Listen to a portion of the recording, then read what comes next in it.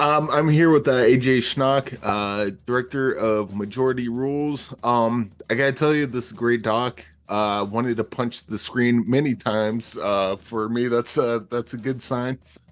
Um, I guess the first thing is what kind of goes through your mind when putting something together like this? Because anytime you do anything political, unless someone's lockstep with your line of thinking, they hate you. So like how do you approach something like this? Wow, that's a good question. I think, this one was a really interesting challenge because um, you not only had, candidates who represented various wings of their party.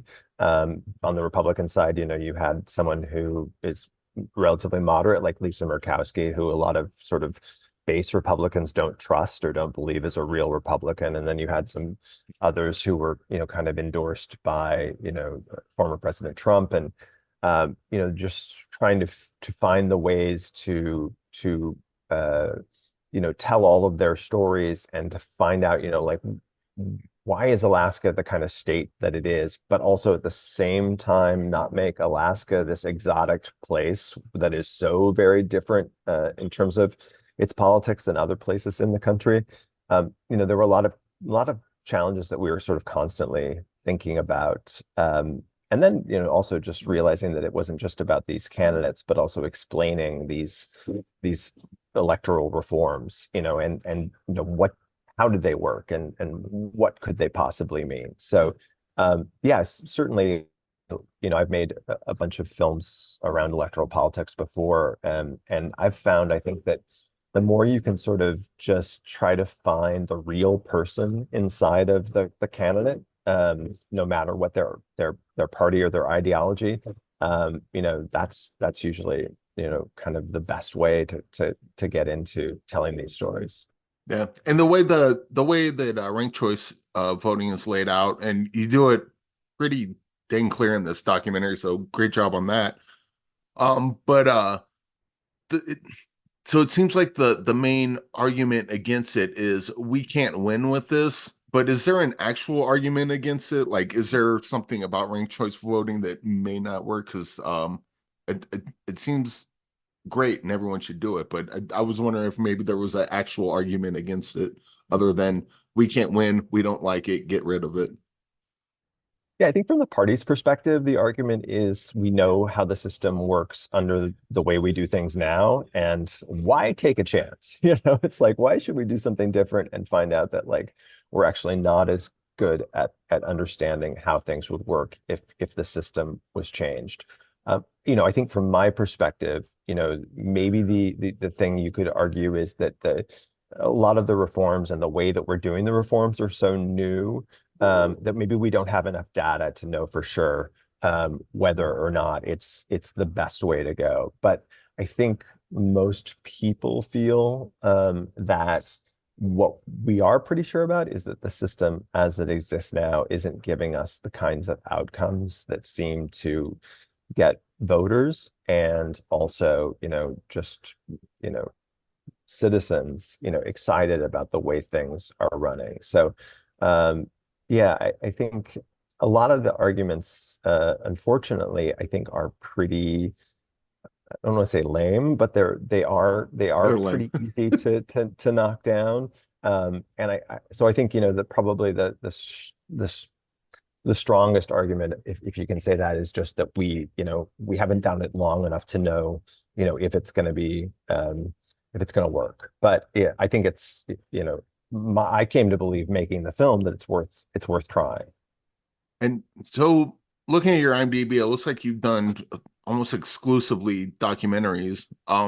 What's kind of your thoughts on just the responsibility of doing a documentary in general? Because like people watch a movie, they expect oh, these characters didn't do exactly that, or like you have a lot of leeway to make stuff up. But in documentaries, people go into it thinking this is true.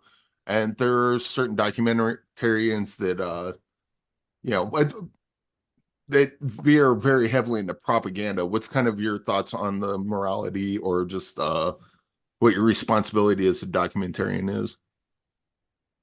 Yeah, I mean, my work has also somewhat interesting in that I've done a lot of stuff that focuses on people who have some level of fame or notoriety. So, in my electoral politics work, making films that are about people who, you may have voted for president, or you might have voted for in a Senate race or something. I made a 30 for 30 in 2019, 2020 about the 1998 home run race between Mark McGwire and Sammy Sosa. That's something that a lot of baseball fans have really strong opinions about. So part of what I do kind of going into my films, whether it's music films that I've done, like about They Might Be Giants or Kurt Cobain, the sports films or politics films, is just to say, okay, I am going to convey to the audience what I see and what my view is. I think you can pretty much leave my films having a good sense of how I feel about them and the things that I witnessed and saw. So, that I think is my job. If I can take, things that I witnessed and then tell that story from my perspective, then um, you know, that is my truth, is to convey, how I viewed it. And so this was a really interesting film in that way because I went into it not sure about these reforms or about these races. I just felt like this was an interesting moment in our political, you know, maybe our political future, trying to figure out like a way we could do things better. But I was pretty clear with, my producer, Nick Troiano, who brought me onto the project, that I was like, look, if I get done with this and this seems like a boondoggle, I'm going to convey that's what I felt. And he just was like, yeah, I trust you won't. I think you're going to get through this process and you're going to see the benefits to this system. So and yeah, I mean, I've worked on it for 2 years and feel pretty strongly about it. So but that was a result of going through it and investigating it and meeting candidates and watching how the campaigning changed. So yeah, you're definitely getting, in more ways maybe than any other film of mine, since there's extensive narration that I do. You are getting my perspective on these reforms and these races that we've had the good fortune to be able to film over the last couple of years.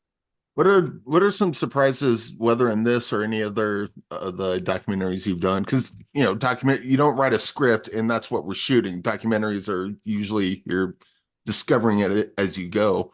What's like one of the bigger surprises that you found like when doing a documentary? Like, ooh, didn't think it would go that way.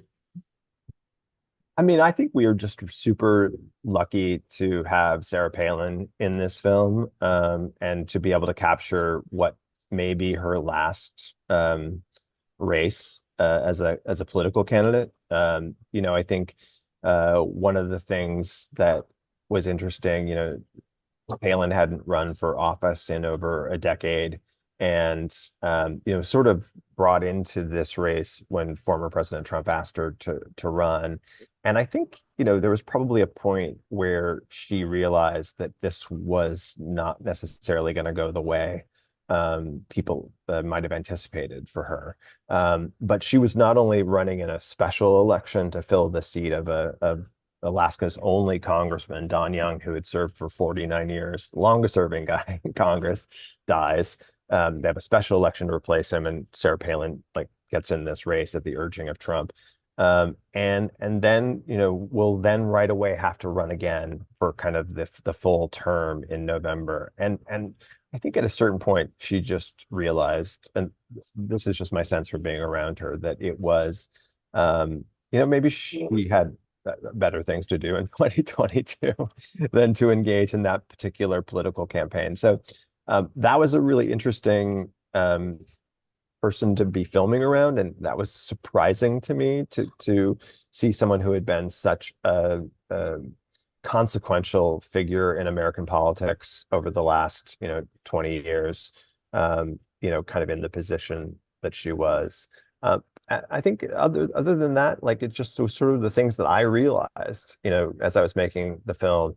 And some of that was just about, the idea of how often you're in the place of feeling like you're, choosing, okay, well, I got to choose between these two candidates, I've got to choose between the Republican and the Democrat. And, like, well, neither of them are super great. But like I have to choose one. That there is a way that that wouldn't have to necessarily be the case. And it's not like rocket science to make that happen.